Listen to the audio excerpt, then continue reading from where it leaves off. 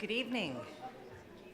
Welcome to this Brennan Center for Justice event at New York University Law School. We're so glad to have all of you here.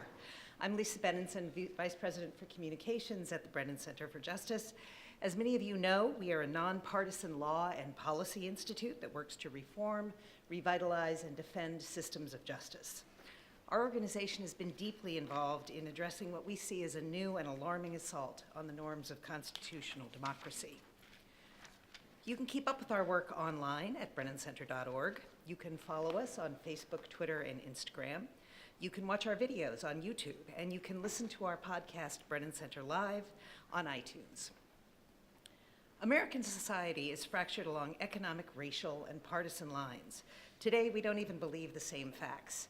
But this didn't start in 2016. In their new book, Fault Lines, A History of the United States Since 1974, Princeton historians Kevin Kruse and Julian Zelizer trace nearly 5 decades of division. They start the story in 1974, when Watergate, the defeat in Vietnam, racial conflict, and economic convulsions begin an unsettling new political era. How did this cascade of traumatic events forge a path for the divisions that today threaten to tear us apart? To dig deep into this recent history, I am thrilled that here to host this discussion is Soledad O'Brien, CEO of Starfish Media Group and the public affairs news magazine, Matter of Fact with Soledad O'Brien. Please welcome Kevin, Julian, and Soledad to the Brennan Center for Justice.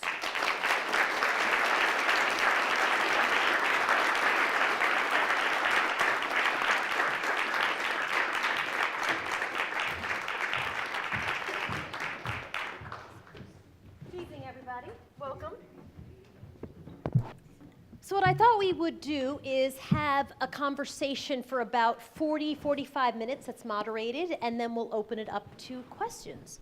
And just a reminder, as we get into our question portion, we want to hear from as many people as possible, so I'll ask you to keep it a little bit tight, and there should be a question in your question. Or I'll stop you, and we'll pick another question. So let's begin with 1974. Why that specific year? Well, 74 is, we're political historians, so the natural answer is Watergate. You've got the President of the United States who's reelected by a landslide in 1972, who's thrown out of office less than 2 years later. But that's just one shock of many that happens at that time.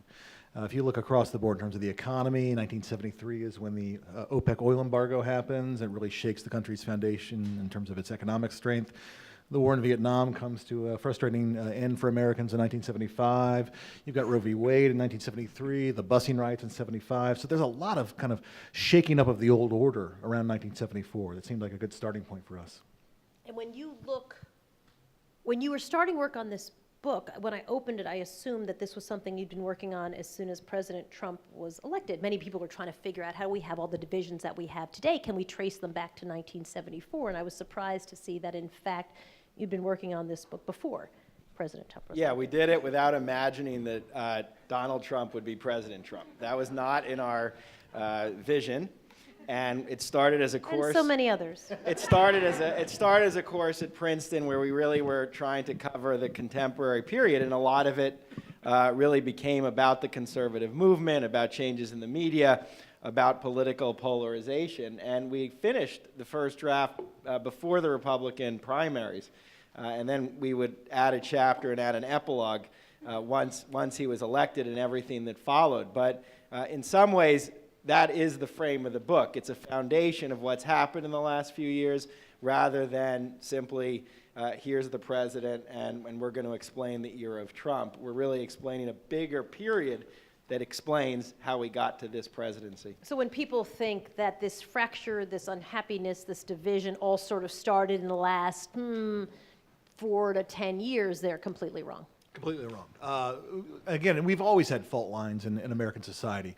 What we trace here are a particular set that really come into focus after the 70s and have gotten incredibly worse as time has gone on. And what's different about this period than the earlier period is in the post-war period we had forces that pushed back against the divisions in American society.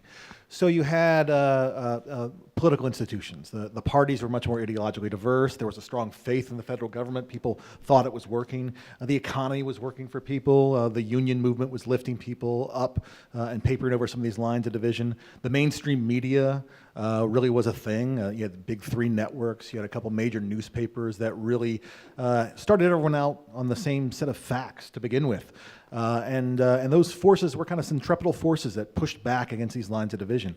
In the And was that true across all races? Like sometimes I think when people hearken back to the comfort, you're describing really a comfort with institutions, you know, you sort of say, yeah, how about the black people? Or how about the Latino people? Often that comfort is really describing sort of white Americans. No, you're absolutely right. So if you look at the union movement, something like the UAW, the United Automobile Workers, really was a union that was committed to civil rights, that really did a lot to paper over racial divisions in places like Detroit and throughout Ohio, and really helped lift a lot of African Americans and Latinos into the middle class. As that goes away, you find it's more of a every worker for themselves philosophy that really pits these races against one another. But it's not a we don't start with a nostalgic look at the period before. I think some people assume that because we're writing about division since 1974. But, you know, we have both written a lot about racial conflict, about Vietnam. And so we're really just trying to understand how we get out of the turmoil of the 60s, end up in some ways tearing apart some of the institutions that worked against that to some degree, and then create new ones that actually push us further and further, creating incentives for more polarization and division. And it's really just the story of how that happened. But we don't start from a period of euphoria, a kind of, oh, we had Leave It to Beaver, and everything went all the way down to Donald Trump. How did we get here? How did we get here? So, yeah. So this, as you mentioned, was a book that was going to be a textbook for a course. And the course that you originally taught was from the 1920s, and you decided to sort of chop that up more. When you were teaching your students about this era, did they understand? You're laughing at my question before I even say it, so maybe no, they don't understand. What did you think the students, and what do you think the students need to know about their history that they just don't know? Well, they need to know that it wasn't always this way. And that may seem like an obvious thing for an historian to say, but they really do come of an age in which they assume the political parties were always arrayed this way. They assume, or they take things for granted. Again, you know, they were born, we've been at war in Afghanistan their entire lives, right? They were born into the age of the internet. They take this stuff for granted. They don't quite understand how we got to this point. And so that's some of the tasks we had in that course, was to try to help them understand their world. And it's also, you know, it's funny. For us, we lived through this period. We're both born right before it started. He's a little younger than me. But this was our own history. So for part of the challenge for us is the same as for the readers. And for us, it's more about trying to remember events and issues and moments we lived through. But as historians, trying to make sense of them, trying to see things that at the time were not remarkable, but now in retrospect were real turning points or important causal moments in our history. For students, you have to remember when we taught our course, when we would do our lectures, we would have to just remind them the context, the feeling of moments we are all familiar with. I started my lecture on 9/11 by showing, I still do this, by showing they come into the room and there's a video playing of the morning news, starting with the weather right through the tower collapsing.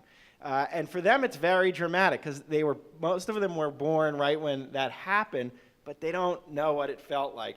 And I think part of the book and part of the course was an effort to really give them that feel of the history for a generation that doesn't, this is really old history for them. Whenever I talk to college students, I tell them that it was illegal for my parents to get married, and that in fact that their marriage wasn't legal until my little brother, who was their 6th child, after his birth. You know, and I think it just kind of bringing to life those stories around a historical timeline kind of freaks them out, because I think they think of all those things as very, very, very, very long ago and sort of irrelevant to the lives that they're leading right and this even moment. issues like, sorry to jump, just dealing today with race and criminal justice, You know, this is an issue, the Kerner Report's talking about this in the 70s. We write about this already being one of the fronts for the civil rights movement in turning to these questions of institutional racism. And for students and readers, it's important to understand just how long these battles have been going on.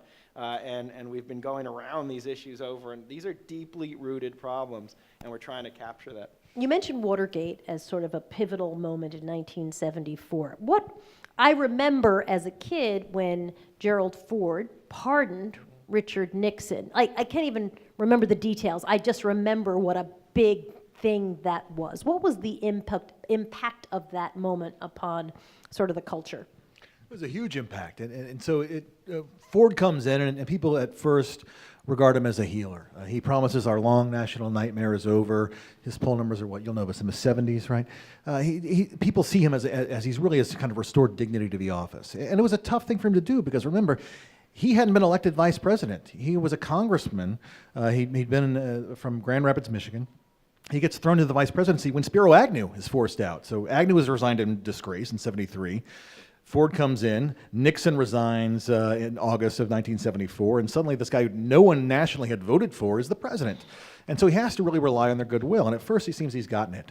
And then just a month later, almost exactly a month after Nixon's resignation, he announces that he's going to pardon the president. He says to spare the nation the trauma of a trial. We have to put the wounds of Watergate behind us and look forward to healing. Well, the nation erupts because they didn't want this. I think Ford legitimately believed, I think we both do, that Ford legitimately believed that this was in the nation's best interest. People see this as a corrupt bargain, but he was only appointed vice president on the promise that he would then spare and pardon Nixon when the time came. And we've got examples in the book of the outrage about this. People are protesting outside the White House. Somebody burst into a White House press conference to scream, "Jail Ford, jail Ford." So they're furious about him. His poll numbers tank, and it just becomes yet another sign of the distrust of government. You can't trust Ford either. And that's the start of the chipping away of these institutions that people felt at least would deal fairly. When did the movie Network come out? 1976. And was that a direct or indirect correlation to all of this happening? Absolutely. It captures certainly the level of anger that exists. The movie is about anger and outrage, and those are words that perfectly capture the feeling of 1970s America, not only about government, but also another story about the economy, where the manufacturing sector that had been so central to the growing economy of post-World War II is starting to fall apart and not being replaced yet by something that was comparable. And the movie Network, with Howard Beale yelling and screaming, you can see it on Broadway now. And on cable, Monday through Friday. It's also great on the media. I mean, this is a key moment in Saying. the media. This is when the news is in a period of transition, and the familiar story is investigative journalism has really made its mark with Watergate, and a lot of young students want to replicate Woodward and Bernstein, but the movie also captures another big change that's going to happen with both television news, the commercialization of news, and in general, not just television, everywhere, this new spectacle that emerges. So the movie was a great way to talk about some of those changes, in addition to being relevant at the time. Talk to me about when resentment and anger starts to breed around a sense of economic inequality and how women and women going to work in the 1970s kind of fit into that picture. That's a great question. It starts right away in this period, and I think one of the things that we push back against in the book, and that part of it is the common misconception a lot of people have that feminism meant women suddenly decided to go to work, and it's the other way around. It's women find themselves forced to go to work by the economic crisis of the time. By 1976, only about 40% of jobs in America pay enough to support a family of four on them. You have to have both parents work. And so women find themselves going into the workplace, and as a result of that, whether they were feminists before or not, they confront gender discrimination, they confront the unequal pay, all the things on the job, sexual harassment, of course. And so then that mobilizes them to speak up. from those outside of that perspective, they see this just as women are looking for a job just because they want to, for fun, they don't need to, and they resent them. They see that this is taking a job away from a man. There's a whole set of, and it applies in race, it applies in politics, it applies in economics. There's a zero-sum mentality that really sweeps across the country in this period. You can see it in a variety of spots, and certainly this place of women in the workplace is one where it really comes to the fore. And there's a great story we met. This is not so much about gender, but about, in general, the falling apart of the economy. There was an article in 1977, and I'm forgetting, it's in our book if it was Fortune or Forbes, which is about Youngstown and other areas where the jobs are totally depleted by 1977. There's these images. There's one picture is a guy at a bar who's lost his job and has nothing, and the photographer captures perfectly the desperation. But the whole article is about issues we read about today. So you can see how long this gutting of what's called the Rust Belt is happening. And I was going to ask you, are the conversations, I mean, obviously during the 2016 election, there was a lot of conversations about economic insecurity, right? And sometimes I read that really to mean just out and out racism at times, and it was used sometimes interchangeably. Are those economically insecure conversations from the 1970s different than the ones that we're hearing today, or is it part of that same line? I think it's part of that same line. It's become much more pronounced. And so one of the fault lines we track in the economy is that growing economic inequality, right? And it starts in 1980, but it continues apace in the 90s, which we remember as this boom period, but really that inequality gap continued to grow. And it continued to grow into the 2000s and on to today. What changes, though, is the way in which the rage is funneled. In the early 70s, you have a strong, you still have a viable union movement. And they're pointing the fingers in I think, the right directions. They're pointing it at corporations. They're pointing it at politicians who are cutting corners. As the time goes on, though, increasingly they start pointing fingers at each other. And so as the union movement breaks down, as it papered over those old social divisions, you start to find more whites and blacks at each other's throats. And is that intentional? I mean, often, as we know, those conversations sort of shift where people attack each other when somebody else comes in to kind of maneuver that. Well, this was intentional. I mean, this was the so-called Philadelphia Plan that the Nixon administration embraced, and they take what had been an affirmative action pilot program launched by the Johnson administration in 1967, but they embrace it because they see, bless you, they see that that if we do this, oh, hey, we're going to have the NAACP on one side and the labor unions on the other side, and they're going to beat each other's throats. So these two component parts of the Democratic coalition will start fighting. That's good for us. They're very explicit about this. So when you read these stories from the 1970s and economic insecurity, even back then and even through then to now, there was a sense of American optimism. I know from 30 years of reporting about it, there was always this undergirding, even in disasters, right? There was a sense of, well, we'll rebuild because this is what Americans do. It seems in the last few years that optimism is collapsing a bit, and it's correlated to people understanding that their children won't necessarily do better than they will. Yeah, I mean, part of it is the 70s and 80s are still not removed very much from that post-World War II period, which goes into the 60s, where there was a strong assumption about your children. There was a logical and rational assumption that if you had some kind of education and training, you would have access to a secure middle-class job, a factory job that would give you access to health care, pensions, and long-term stability. So if you're in the 70s and 80s, even the early 80s, you've just been through stagflation in the 70s, the energy crisis, that was still very fresh and real. And that's the famous Reagan ad in 1984, is the Morning in America ad, where he plays exactly on what you're talking about. And many of you remember the ad where you see families coming out onto their lawns, white suburban families who are very happy that everything's fixed after a long decade. It wasn't. The trends are not over. The instability of the middle class and the widening economic divisions, that trend line is still continuing. But that optimism was there. And I think there's an argument to be made, certainly in recent years, that's gone away, at least from the political rhetoric. I don't know in national polls. I'm sure it's diminished. We have a great poll that you reference in your book where Al Gore pledged that he would raise taxes on the top 1%. And the poll that you referenced determined later that 19% of Americans felt like, well, that they were either in the top 1% or they were about to be in the top 1%, right? No, Which no, is- no, it's even better. It's 19% think they're in it. Oh, now, and then- 20% think they will be in 5 in years. 5 years. I mean, so the optimism Yeah. of, like, hey, that might be a problem for the really, really rich because I'm going to be one of them Right, exactly, soon, yeah. really speaks to an optimism that has disappeared, I think, today. No, I think that's true, and I guess what we're saying also is certainly with President Trump, and I don't want to turn right to him because he will kind of take the oxygen out of the room. But you do see a political strategy, which is an interesting contrast with Reagan, where there's no real effort to rekindle that. Instead, it's like partisan division. Right now, we have a president who fully embraces that and plays to it. Whereas back in the 80s, even in the political class, you could see there were still efforts to not just speak to that element of society. And does that happen on the left and the right equally, or is that one party has decided that they're going to leverage that and it's not happening on the other side? We really do push back against the kind of both sides of frame that you often Thank hear you, today. Jesus. Appreciate Well, that. but I mean that's. I'll thank Jesus too. But that's really our job as historians is not to simply say yes, this side was to blame, this side has an equal share of blame, but rather to really sort out who were the driving forces in this, who were the real engines of change. This is a period in which, for most of the time we're talking about, conservatism really does set the agenda, for better or worse.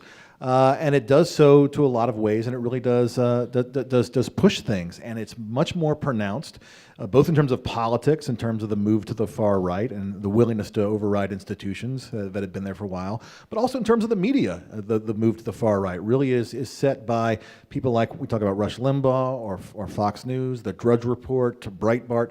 They really are the ones that are kind of pushing the envelope. There are efforts on the left to catch up with them. They're not as, I think, far to the left as they go far to the right, and they're not as successful in changing the tone. The both sides-ism, you get the sense that people sort of embrace that because they almost feel like they don't want to contribute to division, right? That they want to be like both sides because it makes it nice and easy. Is it problematic? Does it worry you when you say it's conservatives, we're looking at drivers, and this is what it is, that you're not helping close divisions? No, because our job we're historians and we're capturing the period, and our job is not to solve the problem.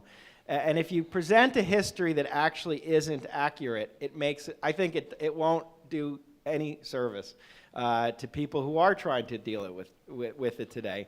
A lot of people respond, do you blame both sides, they ask. Do you blame both? Do you blame Democrats and Republicans for this or that? And thinking of history that way is not a healthy way to do it. There are moments in history when one party, one ideology is more pronounced than the other. They can be a driving force. It would be weird to write a history of the New Deal that focused exclusively on the Republican Party or try to make an equivalency argument there. This is an era, and we start the book with conservatism and a movement that did reshape America. That's not a normative statement. They did. And then there's tactical innovations. There's ideological innovations right through the 80s and 1990s, which we think had a bigger effect in many realms of American life than what liberals were achieving. Although we actually bring liberals back into the story. That's part of what we try to do. But it would be a mistake to do what you see in journalism, to step back in fear and say, well, it's both sides. That's not accurate history. That's inaccurate, and it won't get you to a solution of a better place today. And the problem with that kind of both sides approach, and I know they do it in order to present, well, we've heard all sides of the issues, right? But in saying we've got this side over here and this side over here, what you're doing is you're saying, well, there's a huge chasm between them, and they can't agree. And it really does, it almost reifies that sense of division when they try to avoid it. So when you talk about fractures, it's hard not to think about TV news, and I'm curious about what has been happening in the 1970s that leads us to where we are today. One would think, since part of the shift was more voices in media, more democratization, if you will, of media, more platforms. That sounds like amazing, amazing, amazing. Why does it feel terrible? Well, again, in the 70s, there was this idea that there was going to be hope. Again, the movie Network was about a fourth network. There was at the time a drive to create a number of new fourth networks. They all failed, but this dream is out there. We've got a great quote from Jan Wenner of Rolling Stone, who says, we got to break up the big three monopoly in media, like we got a big three monopoly in Detroit. We want to have all these new media outlets out there. We want to have all these news networks. Wouldn't it be great to have a news network just for the elderly and just for the young, just for African Americans, just for Hispanics? Wouldn't it be great to have a news network that was solely conservative? He's very excited about this. I don't think he would be as excited today about what happened. But what happens is the technology catches up and makes it possible to do this through satellite, through cable, and it leads to this incredible new fracturing. And we do see first in radio with Rush Limbaugh, but then really with Fox News starting in 1996, this real pronounced shift to the right and an embrace of a partisan slant on the news, which again went against everything that had been the kind of the norm in the post-war period. The post-war period is a little bit unusual, but it was a departure in the 70s and 80s from what had happened before. How Certainly. did the repeal of the Fairness Doctrine play a role in that? So that happens in 1987, and that's a FCC rule, which required both sides of an issue to be aired on a radio station and a television station in exchange for having access. And it didn't always work. It was challenged constantly in the courts and in practice, but it did create a norm. It created a countervailing source of pressure to radio hosts, primarily, who wanted to go on air and just rail from one political perspective on every institution that was out there. And it goes away in 1987. Ronald Reagan doesn't support it. He thinks it's a bad regulation, like many regulations, and he believes the media is biased toward liberals, even though they don't say it. And there are a lot of conservatives who felt that way. He puts into place an FCC chair, Mark Fowler, and Fowler says, we're done with it. And you can see the growth of conservative talk radio is really amazing between 1987 and about 1994, with big national figures emerging and even some of the more shrill voices on radio. Many people here will remember Bob Grant. You can listen to him in the period after the Fairness Doctrine, and he gets much more vicious, much more open in his political views. So that's an important policy change that opened the doors to some of the partisan news we have today. There's other things we talk about that are important. I mean, two is one, the commercialization of the media, not just television, but the pressures all media starts to face after the 1980s to make revenue.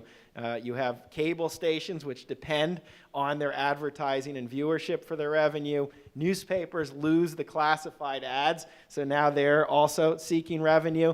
And then in the era of social media, another pressure is a kind of filterless world, public square, where all voices can get on pretty easily. So all that is surrounding this new partisan era, and I think explains where we are today. How come liberals have never been able to pull off the powerful talk radio conversation in a way that conservative radio media has been able to do? That's a great question, and one we wrestle with in the book, because there is an effort to push back against kind of the success that Limbaugh had on the right as an opposition force in the 1990s.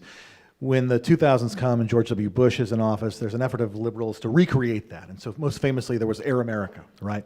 And they had an incredible amount of talent. They had Sam Cedar and Al Franken, Janine Garofalo. They had a lot of really great people on there. The business wasn't well run. That was part of it. But what a lot of the reviews say is just that this format doesn't quite fit for liberals. Liberals can certainly get angry, but not to the kind of white-hot rage that made Limbaugh or Hannity or others work on the radio. It's much more in terms of an ideology. It's more suited towards sarcasm and satire. And so talk radio fails, but you get the Daily Show and you get the Colbert Report, and on TV it works a little bit better. At the same time, you start seeing primary systems shift as well. And all of these things are not really happening all at the same time, but kind of one right after the other. Talk to me about the changes in the primary system that helped fan the flames of partisanship that we're already seeing being fanned by all of these other things that you've already spoken about. Yeah, that's another change in how the process works. It happens in the early 70s, right? When our book takes off, and the Democrats are the first movers here. And the McGovern reforms change the system of selecting presidential candidates where the convention and the party machinery loses its hold. And we switch to a primary and caucus system where that really is it's a democratic idea that voters will have the ability to decide who should run for president. But in primaries and caucuses, it's often the most active and politically active people who are going to come out to vote. And so early on, this is an effect that's seen. You'll have candidates who are playing both to those voters, to the organizations that will be active, and to reporters who are covering this instead of the old party machine. And Republicans quickly replicate it. Reagan in '76 challenges Gerald Ford in the primaries, almost wins, but he's also trying to capitalize on this new primary caucus system. So that's a very concrete thing that changes and is part like the end of the FCC fairness doctrine of the world we have today. When you look back and talk to especially older elected officials, right? They all hearken back with great love and wistfulness of the days when it was more them against the voters versus them against each other in a partisan way. When did that start to happen? And what were the big drivers of that, right? They all say, we used to all go have lunch and play golf and we all loved each other. Was it as simple as soon as CNN started setting up cameras and Fox News had cameras, everybody was incentivized differently and had to, or was it the fundraising element that suddenly shifted that you had to always be selling? What was the driver? Yeah, historians will always say yes to everything, and it's all of the above. But that's actually true. It's again, we're back to this decade of the 70s, which many people don't think of very seriously. It's not simply the changes in the media. In the 70s, there's a huge effort to reform Congress, to really change the way that Congress works, and to break the power of the old alliance between committee chairs who primarily were Southern and Republicans, and they had worked in tandem since the 30s through back rooms, through the committee system, to really rule the roost on Capitol Hill. And younger reformers who come into office after Watergate and after Vietnam, and they're like, no way, we're not doing that anymore. They bust open the system. They change the rules of the House and Senate. They strengthen party leaders. They want more partisanship. That's a key part of the 70s. Strengthen party leaders in Congress. Give them more money, more authority through the rules to make sure everyone votes the same way. And that was seen as a good thing. So there are internal changes to Congress. There are then the changes in the media. And finally, there are campaign finance changes where private money becomes more pronounced. Congress doesn't reform itself in terms of fundraising. They say everyone is going to be limited in how much they can give, but you can still raise and have to raise lots of money. So these single issue groups gain immense power by the 70s and 80s to hold on to legislators and make sure they vote the right way. So all these things work together and are quite important. In addition, other factors like gerrymandering.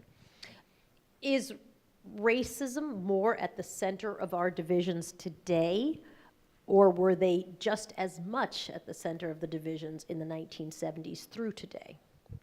We've always been racist. There are racist divisions that are that run throughout the 70s to today, and they just take different forms. So in the 70s, one of the things we talk about is the fight over busing. There's this famous moment in which an African-American lawyer is literally stabbed with an American flagpole in Boston, which really drives home the drama over that. There's the fight over affirmative action, which again, as I noted, was very much seen as a zero-sum game. We have X number of spots at this law school.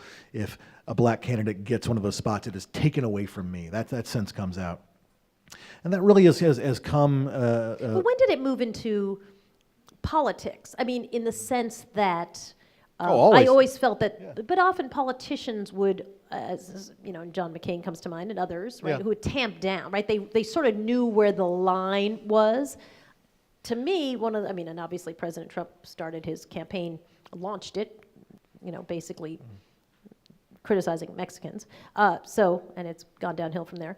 But I think that this is the time now where you really see people saying, we see the line, and actually, let's jump over it because there's a value to that. That seems to me to be different. Am I reading that wrong? It's gotten more pronounced, certainly. So if you look at what Trump does, there are certain clear examples in the past we can draw on. His rallies always remind me of George Wallace. If you look at a George Wallace rally from 1968, It's the exact same. The calling out of the protester in the crowd, the whipping up the crowd into a kind of a frenzy, the going between these really dark moments on almost this kind of comic presence on stage. The issues he raises are largely the same too. So in some ways it's just like that. In other ways, though, it is steadily evolved. And so if you look at the way in which Nixon would have handled issues of race, it's always done kind of quietly and softly. It's benign neglect. We speak for a silent majority. It's always very soft. Or look at what, as it gets darker as these politics get darker in the 1980s, Lee Atwater running the 1988 campaign for George H.W. Bush. The Willie Horton ad is one that I think a lot of people remember. That ad was something that they pushed, but they insisted they had nothing to do with it. So Atwater in a press conference would say, "Oh, we don't have any Willie Horton ad. I don't know what you're talking about. Heaven forfend." But it was done through a third-party independent group, but it had his fingerprints all over it. When Trump pushes this issue, he does it himself from his own personal Twitter account. He pushes out ads that are exactly the same. The caravan ads that he did were a lot like the Willie Horton ad, but they came with his name on it. And so it shows you just how less toxic these things have seemed as we've normalized them over the decades. So in that way, it has gotten, I think, much worse. And what about integration and desegregation? I mean, again, the vision of what America could be sort of centered around integration and desegregation. Today, we look at any school in America, and for the most part, it's as segregated as it was in the late 1960s. Yeah, I think this is an area, not just residential or educational segregation, but all sorts of racial segregation that we talked about this earlier, very deeply embedded in different institutions in American society, whether we're talking about prisons, or whether we're talking about how people experience criminal justice, or how people experience where they can or can't buy property. These were issues on the table in the 70s. This is not a new issue, but that's kind of a very flat line from the 70s through today, in which the progress has been halting. And you can make an argument that in some areas, such as criminal justice, with the proliferation of the private prison system and the weaponization of local police, it's actually gotten worse, and you could make a case, Kevin could talk more about on residential segregation. But there's not a lot of ups and downs in this story, and you could argue we're moved in the wrong direction. Yeah, and one of the things, and I argue this in my first book, and we repeated in Fault Lines, is that you have to remember that desegregation and integration are not synonyms. Okay, desegregation means taking away the legal barriers that are thrown up between people that force them apart by law. That doesn't mean once those come down, Americans suddenly integrate, right? That was the hope of a lot of the leaders of the civil rights movement, that we would tear down these walls and Americans would come together. What we show in the book, though, is from the 70s on, they increasingly go apart. And a lot of it is due to the racism of people who don't want to be around people who are unlike them. Some of it also comes from communities that resort to cultural nationalism and build up their own society, to a larger sense of wanting to have diversity. That's the new value we celebrate, right? And and something that white ethnics embrace as well as Latinos and African Americans and all other varieties of Americans. And so it really does crop up in that there's no common square. There's no common public square anymore. And so the belief before had been, we'll tear down these walls of racial division, we'll all come together in harmony. And instead, we find Americans really going off into their own camps. And I do think, I'm going to jump back to the question before that you asked Kevin, is the two are connected. So you have that, and you have those tensions continuing in this big area of civil rights unresolved. And I think it's important when thinking of this question with President Trump or Steve King or whoever you want to talk about, politicians have been playing with this fire all the time through the period we write about. And so Lee Atwater is just a quintessential character in that he understood what he was doing. He understood the need, though, to cover it up or to walk away from it after elections, but never was he hesitant to use and play into those hatreds and divisions when it came time to win office. And I think you've seen that. You have seen Democrats do it. Bill Clinton did that in different ways, but he also was open to playing with those feelings.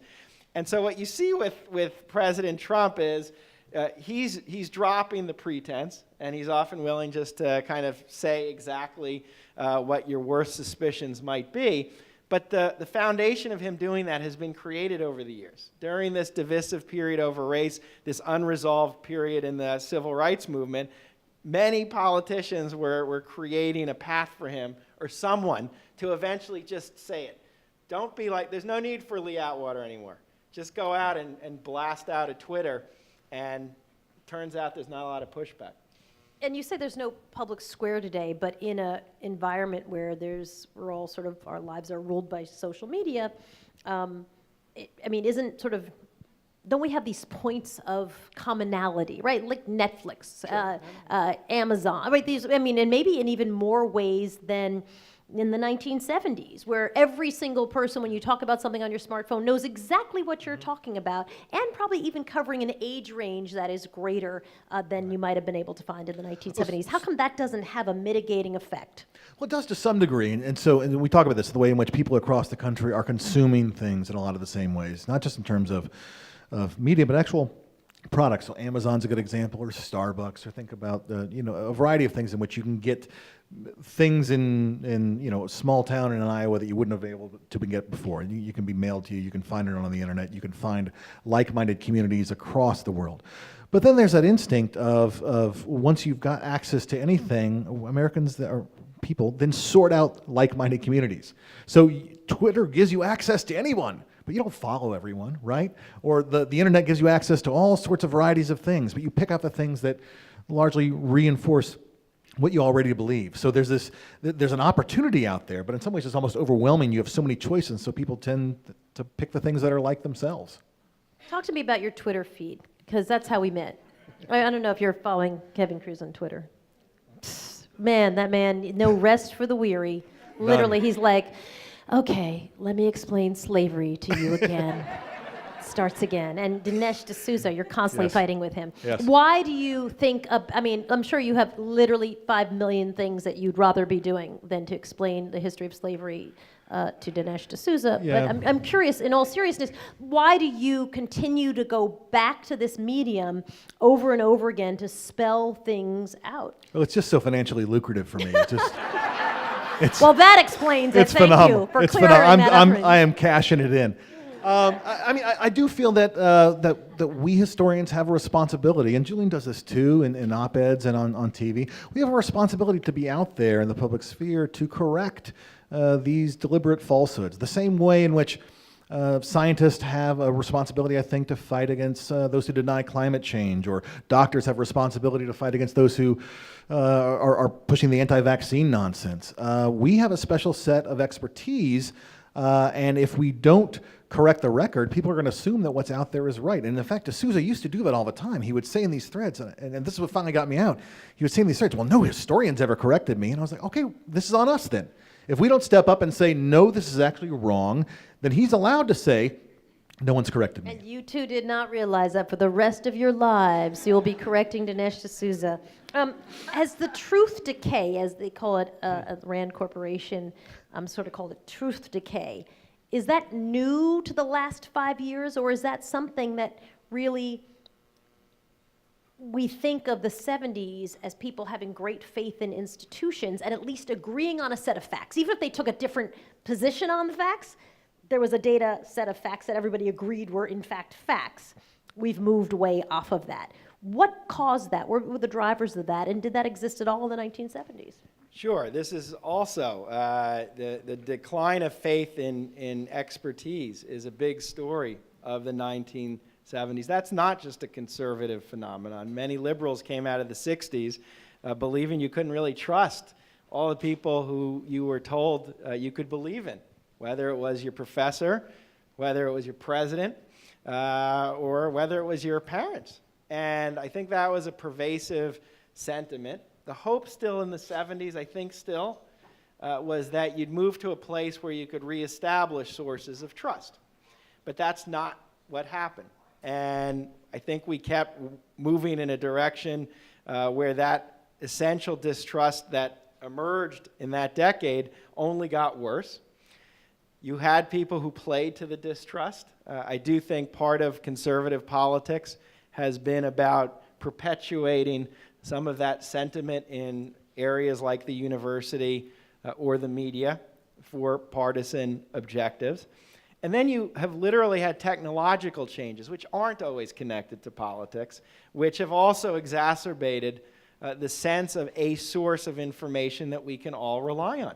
We do have a very not just fragmented, uncontrolled public square. That's how I think we see it. There is a public square, but not only is it divisive, no one's really in charge anymore. Or there's no one was ever in charge, but you don't have big forces that are the dominant sources of our information. And I once saw an interview I saw something that President Obama actually said, that one of the challenges of climate change is on Facebook, you could have a award-winning scientist write a whole paper about why climate change happens and what the problem is, and then someone in their basement, and I don't know if you would know if he actually said this, but another page where someone just write, that doesn't exist. I'm a seventh grader, and But you I can't- don't the believe in point climate is change. in our public square, you can't Right, tell the right, difference. right. And so that is added to this story of where we are today. And I think it's a huge political problem. But it isn't new. Look, if our chapter on Bush and the Bush administration, WMD, there's a term that we can talk about in terms of when truth became disconnected from policy. The climate change battles were happening there. Go back to the 80s with acid rain, and you had similar debates and questions over expertise. But we've moved farther and farther away from a place where we are debating a common set of issues and facts to a place, I think we both agree, where everyone has their own facts and point of view. I did an op-ed for the New York Times. They had me do one for Election Day in 2012. They said, you can write about whatever you think is the big thing in this election. And I said, well, to me, the big thing in 2012 is just how truth doesn't matter anymore. And I wrote this, we had the Unskew the polls guy, and we had Jack Welch from GE saying he didn't trust the job numbers because they went against his guts. And I was how we lost such a grasp on the truth. It reads now so naive. It's like, it's like looking back to reading something from Victorian England where they're scandalized by seeing a woman's ankle. How could we go that far? And that's 4 years ago. It's amazing how quickly we have gone off the rails. How does that shift into culture wars, which almost seem to now be on the American calendar, right? We know 6 weeks before Christmas, we're going to be debating the war on Christmas, which I never really thought was a thing, but every year I'm drawn into The war on Christmas comes earlier every year, doesn't it? It just starts, right? Actually, it starts with a Starbucks cup.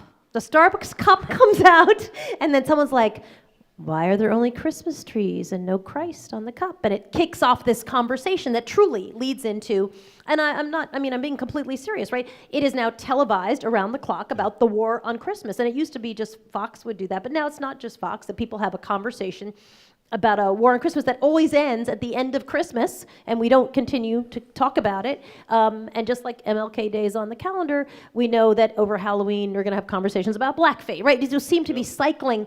And it seems to be this conversation about culture, right? It's a way to highlight how divided we are in these cultural conversations. Well, we've institutionalized cultural outrage and made it a routine. And we've taken very real tensions that exist broadly and have been going on about issues such as gender, race, the family for decades now. And somehow in our mechanisms of the media, and politicians, they now have incentives to keep telling that story at certain moments. That's also a network. It's funny. I can't remember, to be honest, if it's in the movie as much as the play, but part of the play is Bryan Cranston comes out and he gets the audience to chant, I'm mad as hell, and I'm not going to take it anymore. And then he keeps doing that. As the show becomes popular, he has you chanting the outrage over until the point you realize, oh my God, it's just like, it's another routine. And I think that's part of what you're talking about. And an underlying important story is that a lot of incentives that we have, both in the media and politics, are to do just that. And so there's reasons people keep going back to that. It works. And so it's hard to get out of these kinds of debates. I want to open our questions up to the audience. You see a microphone here and a microphone here. I invite anybody with a question to please come up to the microphone. When you come to the microphone, I'd love to know your name. I'd love your question. Anybody who doesn't have a question, in their question. We will move on to the next person. Come right on up. We're going to start right over here. Yeah, hi. My name is Pia Sawhney, and my question is about you mentioned how the rules were changed in Congress during the 70s to give leaders more power within each party. So today, given the polarization that we have, would you have recommendations for what kinds of changes we might see Policy-wise? policy-wise in rules committees, in Congress? Great question. So what do you think has to happen policy-wise that could maybe make a difference? Look, for the House of Representatives, it's not about inside of the House, but there's clearly a case to be made that the intensity of gerrymandering needs to be reversed if you really want to deal with this issue, meaning a shift to commission, nonpartisan-based determination of districts back in the states. Some states are experimenting with this, but this would be really essential if you don't want House members constantly worried about being primaried by someone more extreme than they are. Within the House, I think money is where you start. The power of the leaders is they have this huge pools of money that all the members are desperate for, and if you don't vote the party line, that money is gone. And you're facing, certainly in the House, bad districts. So campaign finance reform, and there's different variations from moving to small donation models to public finance models is going to be an important part of the conversation. A third kind of more boring one that people disagree on, shifting to a system where committee chairs, again, have more power and autonomy from the party leaders to do things the leaders don't want. Question over here. Yes, my name is Barbara Hill, and I'd actually like to ask if you could talk a little bit about, from a cultural perspective, how we can perhaps make strides in reducing the polarization.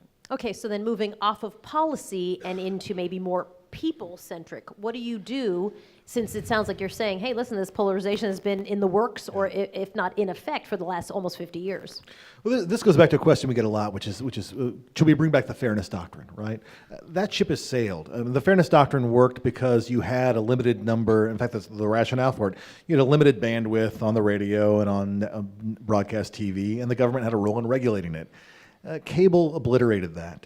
The fairness doctrine never applied to cable. It certainly wouldn't have applied to the internet. So we can't really go back to that kind of regulation. Instead, the responsibility rests with all of us. The choices we make as consumers of media, as consumers of culture, it really does depend on us, because those broadcasters are ultimately after the bottom line of money.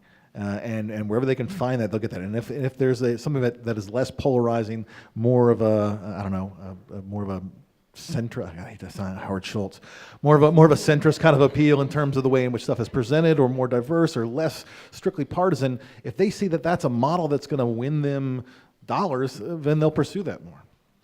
And some of the issues won't be resolved. There are real divisions, and sometimes it's important to say, well, this is a fight that has to be had. And certainly on an issue like immigration, you can argue we don't necessarily need to find some kind of consensus that incorporates all points of views. I think there's many people would say move toward restrictionism and nativism is really shouldn't be on the table in 2019, and you can't resolve this until that's pushed aside. And there are lots of questions like that where I'm not sure until they're resolved one way or another, you'll ever get out of the polarization, or one group kind of supporting one side starts just to lose political power. That's the other way something's resolved. Where do you guys see, where are you optimistic? And what do you see in the culture, or what do you even see in the political sphere where you say, like, now that thing, if we could elevate that, expand it, could be useful? Well, the book really tells a story of all these social movements that bubble up from the ground and really do change things. So in the 80s, as much as it seemed like the Reagan Revolution had swept across the country. And that was an image they consciously created, that this wasn't just another election, this was a revolution, we've changed things. There's a great book by Meg and Julian that really shows the way in which liberalism survived that period. And one of the things that we talk about in the book is new waves of activism from the grassroots change things. So AIDS is something that's not on either party's radar. It's literally being laughed at in the Reagan White House. The Democrats are really scared to touch it. And so it relies on folks like Larry Kramer and ACT UP to really take the protest to the streets, to really put it to politicians and put it on the table. And the changes there are dramatic. If you look just 15 years later from when they're in their heyday, George W. Bush is proposing billions of dollars of funding to fight AIDS on a global scale. It's a remarkable change from being laughed at in one White House to another Republican White House being embraced. And so there are social movements today, but I think we see the seeds and maybe the sprouts of new movements here. So think about what's happened just in the last couple of years with Black Lives Matter, with the Me Too movement, with the Parkland students putting gun control back on the table. New generation of politicians like Alexandria Ocasio-Cortez, talking about taking the top marginal tax rate back up to 70%, where it had been before Reagan, where it had been higher than that under Eisenhower. These are things that would have been unthinkable a couple of years ago, and yet they're now in conversation because a new generation of people are really pushing them to the fore. So that gives me a little optimism. This question here. Hi, my name is Julia.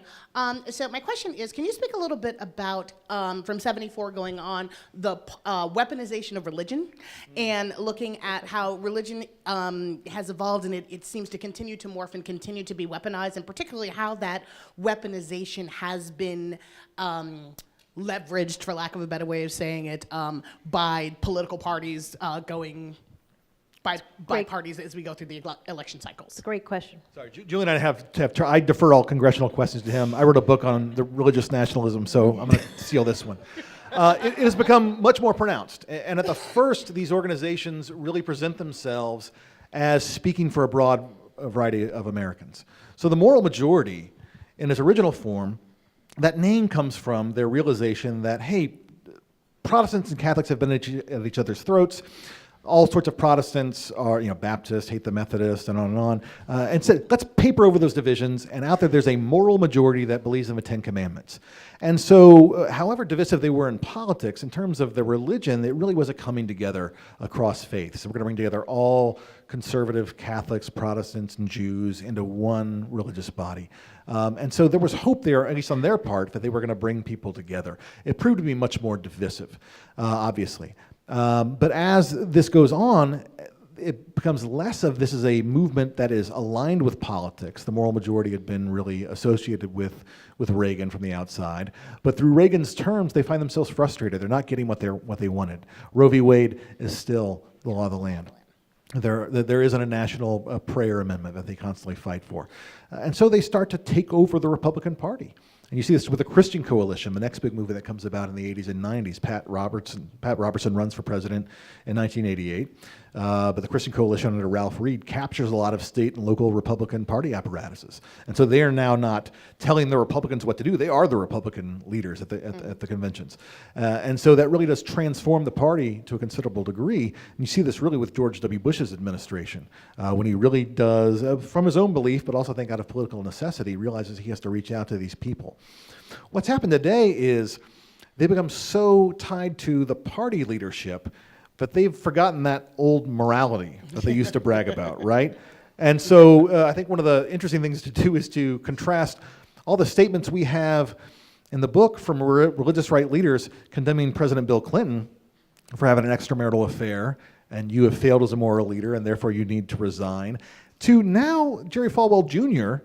is posing with Trump in front of his Playboy cover, the magazine that's banned on Liberty University's campus, are laughing off extramarital affairs and charges of much worse, and basically saying it's no big deal, all right, because they're getting what they want in terms of policies out of this. And so there really has been a shift, even within that small subsegment of the religious right. Question over here. Thanks for that. Hi, Samuel. One place I've seen polarization grow incredibly strong is on college and university campuses. In the classroom, it's given way to things that extend far beyond just heated discussion. What can students do to help combat among their peers? So that's a common, familiar complaint, and I think it's debated how extensive it is the first question we have to know. Are we talking about a few high-profile instances where things flare up over what a student says, what a professor says, or a certain speaker who is protested, or do we have a mass phenomenon where you have some kind of not just dysfunctionally divided student body? I'm not sure that's where we are at this point. I think there's a lot of evidence college campuses are pretty healthy in terms of that front. But obviously, there's no secret to how you do it. Ultimately, to encourage fragmented public squares, meaning within the universities, is absolutely vital. The university could be one answer, and we say this with a bias, to encouraging new ideas and new kinds of debates generationally that older generations, like us, simply can't see anymore. And certainly in the classroom, that's going to be vital. But a part of it's just the students. I mean, colleges are always contentious. Colleges are always going to have lots of angry debates. I think we both like that to some extent. That's healthy. We both like a classroom where students have a point of view and they don't agree. That's a good division. And we don't want to go in this other direction with these fears that I think are often stoked by a few high-profile classes where everyone kind of withdraws. So those are healthy divisions that may answer some of the questions that are being raised. Over here. Hi, I'm Esther Perel. I'm curious, you kept saying a few times, we are historians. As if you still believe that you can be encoded in an objective perspective. And my question to you is, to what extent, when somebody listens to your point of view now, tell the history, how much is it seen as history and how much is it seen just as another polarized view of history? And you yourself have been recuperated within the very polarization, like other scientists. Well, that's a great question. I mean, I think maybe Julian would answer this differently, but I think objectivity is itself a kind of an illusion. No matter what an historian chooses to study, you have made certain choices that lead you there, and they come from your own set of beliefs about what is worth studying, what is worth drawing attention to, the ways in which you'll go into it, what sources will you look at. So I think the idea, we're getting into kind of a introduction historiography class here. I think you would find that most historians would agree that that's really, to some degree, an illusion. All we can do is follow the evidence as we find it. And admittedly, again, it's not an objectivity when we find this stuff, but as we find it, to present it as honestly as we can, with the assumption that the stuff we write will outlive us. Those books last a little bit longer than human beings do, and hopefully that when people come back and find them, they find that we treated it fair, because that's our goal. Question here. Hi, Sarah. Speaking of objectivity, my question is related to the way you start your book about how there was a huge loss of trust, shattering loss of trust in 1974 because of government malfeasance, and how that extends to all institutions in the federal government. And in particular, I wonder about the Supreme Court and whether the loss in trust of the Supreme Court is something that can be reversed, especially now that there seems to be a consensus that it is a very political body. The court did better than other political institutions until recently. So simply, if you look at polling, Congress and the presidency fall much faster than the Supreme Court, although seeing the court as a political institution is something that's already on the table with the Warren Court, which is a focus of attack for conservatives. And then you could fast forward to the fights over Robert Bork in 1987, when Reagan appoints someone who's very conservative to the court. It's not as if no one was thinking of the politics. It's become a much more, an institution seen in a more partisan light, and where the actual decisions over justices is much more partisan. But we're now in I think, certainly since Bush v. Gore, which is probably a turning point in 2000 when the court makes its decision to stop the recount. That, combined with very active political efforts to make court selections at the federal level part of the political agenda has brought us into a new realm where people are just talking openly about the Republican or Democratic courts. And that is hard. Look, if we take the presidency and Congress as models, we don't really have an optimistic story to tell, because those are not going to be reversed. And we might be in a place now where that's where the courts are. The only kind of medicine is to somehow insist on confirmation processes and selection processes that are not shaped by partisan outlooks. But it's very hard to do that at this point. Question over here. Thank you. My name is Cheryl. I was particularly interested in your conversation when you were talking about the maybe it's an illusion, maybe it's not, of a liberal bias in the press. In my public squares that I'm in, it seems to be that everyone's talking about this bias of liberalness in the media. I'm wondering if you could weigh in on that historically before 1974, if you were seeing, if there's resources or books that talk about it, or kind of what you've seen. And this is one of the drivers of that attack on the fairness doctrine, is that the purveyors of media said, look, we're playing it right down the middle, and yet conservatives said, no, you're not. You're presenting liberalism as down the middle, and it's really not, and our voices aren't heard in this. So that was certainly the resentment about that is something that is age old, and it's still there today. Sarah Palin railed against the mainstream media in 2012. Lamestream media. Sorry. Yes. No. Thank you. I forgot. Such a way with words. But what we have. Sorry, I've forgotten it with Palin now. Palin wiped my brain. That was appropriate. Media bias. Liberal bias today. That's okay. No. I can jump in. You jump in, while your Julian. head on freezes. Yeah. Look, The Palin effect. The argument was the Walter Cronkites of the world and correspondents living in Washington had a certain world perspective, and at some level that probably clashed with some of the new voices on the right, from the 50s through the 80s. But what's interesting is there were things that were happening that made it hard for that to be the way in which news was conveyed. So the norm of objectivity was something that existed in journalism. It was imperfect. It wasn't always followed, but it was something that editors kept an eye on, producers kept an eye on. In addition to something like the fairness doctrine, it was just how the profession worked.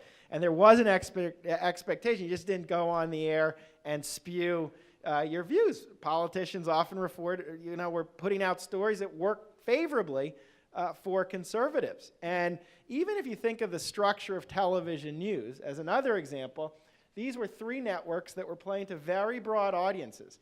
And that was not a structure that could afford to just put out news for you couldn't Fox News it back in the 60s because it wouldn't really work. And it was also a public service for the network. But that changed. And so I think that liberal bias, it's probably not totally wrong, certainly back in the early era, but it doesn't capture how the news was then delivered. Right. And liberals hated the news in the 60s because it was basically quiet on the Vietnam War until 68 and 69. And that brings me back to what I was trying to get to, is that there is still a complaint about the liberal bias in the media, but I think they really misunderstand what liberalism is when they make this. There are certain things in which the media certainly is liberal. If you look at their stances, say, on issues of gay and lesbian rights, they're far to the left of where the general public would be.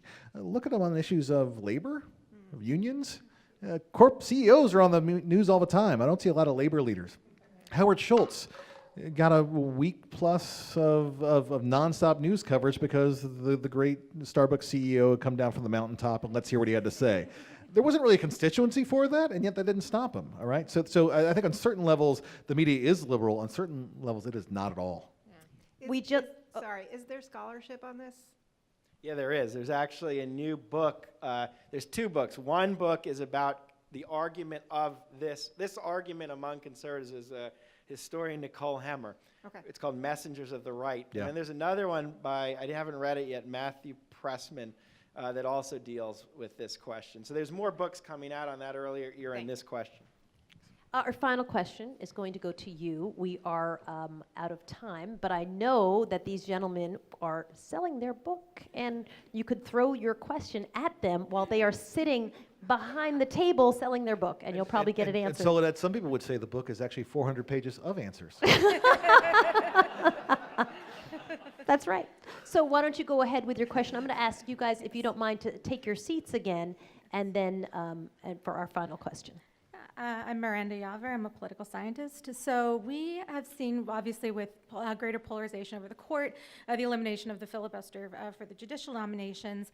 And with the 2020 cycle, we're seeing discussion about the elimination of the legislative filibuster and in some sectors of the left, court packing. And I'm curious what you think accounts for this being a moment where we're arguing not just over the substantive agenda, but the pretty entrenched institutions within which we advance the policy agenda, and what you see as the potential consequences for this ongoing partisan escalation and changes into institutions themselves. I mean, liberals have been fighting for the end of the filibuster since the 1940s. Yeah. Hubert Humphrey's first speech in Congress in 1948 was about the evil of the filibuster, which subverted democratic institutions. I think part of it is liberals have a reason to fight against parts of our politics that favor the minority, not racial minority, the political minority. It's often stacked against liberal majoritarian ideas. And so those have often been really important. The Electoral College, the filibuster, the way districts worked for a long time, they were totally biased toward rural areas until 1964, where urban areas would have one representative for thousands and millions of people, where a rural area with like 2 people would have the same amount of representation. So I think part of the fight is an outgrowth of that. It's a tradition. Part of it, though, is a frustration with very successful conservative strategy in the last certainly 10, but really 20 years of using the procedures we have in this era that we wrote about to their advantage. So I think, someone like Senator McConnell, who has been quite ruthless, and that's not a net, he's ruthless in how he uses the powers that he is accorded, has led some in the Democratic Party even further in how far they want to go. And it'll be interesting to see if they go through with that, because they've also suffered, because President Trump has had no check really on nominations because of Reid's willingness to start this process of weakening the filibuster. Final question for you, gentlemen. Optimistic or pessimistic that we ever get to a united America that I think we're all very aspirational about, and there's a gajillion cheery little quotes that we post on Instagram about, but I think most of us would say we don't necessarily see it day in and day out. And I think I have my answer. Thank you for coming. Are you going to be optimistic? All right. I'll be pessimistic then. No, I want your real, honest answer. Are you genuinely, in your heart, are you optimistic? I mean, look, as a historian, I find myself... As a human being, forget the historian. As a human being, are you optimistic but my about view America? as a human being is informed by my view as an historian, which is that I know how bad things have gotten in the past and how really, really, really bad they've gotten. I don't think we're quite to that depth yet. Not quite a bloody civil war with millions dead on both sides, so that's not quite that bad. This is your optimistic This is take? my optimistic take. This is as sunny as historians get. We wade in people's dirty secrets in the archives and dwell on conflict and crisis all the time. So we're a real cheery bunch. But again, to go back to what my earlier point, I do think I see signs of real change here. I don't think we're ever going to be wholly united. I think it's a mistake to believe this country was ever wholly divided. This country has always been a series of contested debates. I think we can do that a little more civilly. I think we can do that a little more politely. I think we can maybe disagree in ways that aren't quite as full-throated screaming at one another. That would be nice. But the fundamental disagreements are going to always be there. But I think that we do see these new movements that are going to, I think, get us out of this dark moment. How is that for optimism? Yeah. I'll give a mix. I don't have optimism that we're on the cusp or even close to any point of unity. But part of the fun part of writing this book was to see it's not all a bleak book. It is about division and divisive aspects of American society, but a lot of amazing things happen in the period we study, whether it was the ability of social movements, right and left, to change the fundamental terms of debate in American politics, whether it was the computer revolution, which we write about, which is just amazing to see the origins of the PC, and where we ended up today, which has done many good things in terms of our communication and our commonality as a country, to politicians who at moments have been able to inspire. The 80s was fractious, divisive, and angry, but Ronald Reagan was able to hit moments when a lot of the nation found him aspirational. Barack Obama, that 2008 night should not be forgotten. Even though we didn't get over, certainly, or we're not even close to the issues of racial division, something happened that night, and that was a moment in this contentious period that I think signaled something good. So my optimism actually doesn't come from a resolution, but it just comes from looking back at the good things, and we made progress on issues like AIDS, really did. Our book starts at a point where Larry Speaks, the spokesman for Reagan, is laughing when a member of the press asks him about it. We don't have that here, no one here has AIDS. To the point where George W. Bush, a more conservative Republican, launches a massive initiative in Africa to really curb the disease. So my optimism is there are good things that even happen in the moment we are, and they can happen again. The book is called Fault Lines, A History of the United States Since 1974. A big thank you to our historians, Kevin Cruz, Julian Zelzer. One quick housekeeping note, if I may. You can keep up with the work of the Brennan Center for Justice by following them online, brennancenter.org. Follow them on Facebook and Twitter. You know how to find them. Videos on YouTube. Listen to the podcast, which is called Brennan Center Live. It's on iTunes. And a big thank you to everybody here at NYU Law School and people who are listening online this evening. Thanks, guys, for coming. We appreciate it. Thanks for having us. Thank you. Thanks for the question.